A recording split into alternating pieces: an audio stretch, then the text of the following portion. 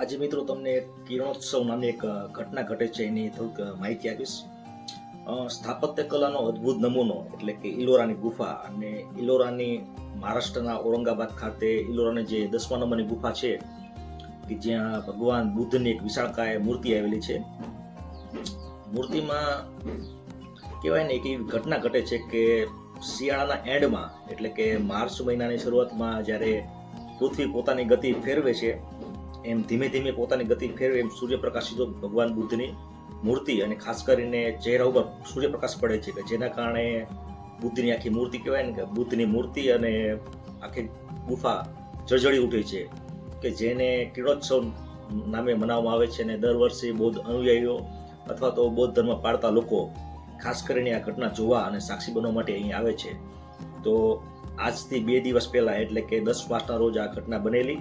કે ભગવાન બુદ્ધની મૂર્તિ પર પ્રકાશ પડેલો અને આખી કહેવાય ને કે ચહેરા પર પ્રકાશ પડવાના કારણે આખી ગુફા હતી એ સૂર્યની રોશનીથી જળજળી ઉઠેલી.